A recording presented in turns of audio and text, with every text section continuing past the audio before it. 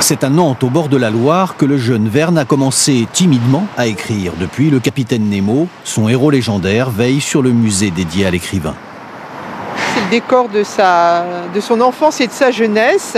Et il a dit lui-même qu'il était devenu l'écrivain des Voyages extraordinaires parce qu'il était né à Nantes, au bord de la Loire, qui a été le porteur de ses premiers rêves.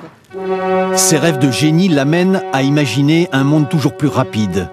Pour le tour du monde en 80 jours, sa plume transforme le voyage en performance. Il calcule au plus juste la durée des parcours, calcul qu'il publie au chiffre près. Avec 20 milieux sous les mers, il imagine l'exploration des grandes profondeurs à la rencontre de monstres inconnus. Plus visionnaire que jamais, pour conquérir la Lune, il envoie ses héros à bord d'une capsule spatiale qui semble avoir été copiée par la NASA 100 ans plus tard, en 1969. Mais pour publier tous ses rêves, il lui faut quitter Nantes, direction Paris, le quartier latin. Ici, au 18 rue Jacob, Jules Verne a rendez-vous avec Pierre-Jules Hetzel, l'éditeur de George Sand, Victor Hugo et Alexandre Dumas.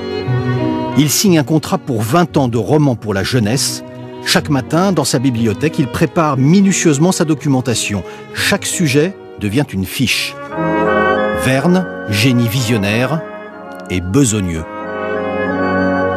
Jules Verne n'a pas fait le tour du monde et pourtant il arrive à décrire des paysages. Tout ceci, c'est le fruit de son extrême documentation dans ses encyclopédies.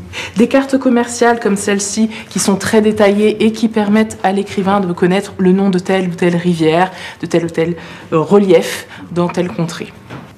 Des figurines, des jeux de société, des jeux de cartes. L'éditeur Hetzel, génie du marketing, invente les produits dérivés des romans de son écrivain devenu star. Le génie de Jules Verne comporte néanmoins une faille. Ce roman, Paris au XXe siècle, refusé par son éditeur, est pourtant l'un des plus visionnaires. C'est son arrière-petit-fils qui a retrouvé le manuscrit 130 ans plus tard au fond d'un coffre-fort. Dès le milieu du XIXe siècle, Jules Verne imaginait déjà un chemin de fer dans le tunnel du Trocadéro qui débouchait sur les Champs-Élysées, gagnait la ligne des boulevards qui le remontait jusqu'à la Bastille.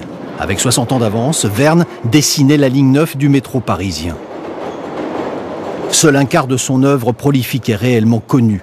Jules Verne n'a donc pas fini de nous surprendre. Peut-être qu'il y a des choses dans ces romans qui nous semblent absurdes aujourd'hui, ou qui nous semblent, finalement, on se dit, bah, là-dessus, il s'est trompé. Mais peut-être que notre société va évoluer dans un sens où ce sera peut-être la réalité, ou une certaine forme d'évolution de la société dans X siècles. Nul ne sait. Génie intemporel et universel, Jules Verne est l'écrivain le plus traduit dans le monde, juste après Agatha Christie.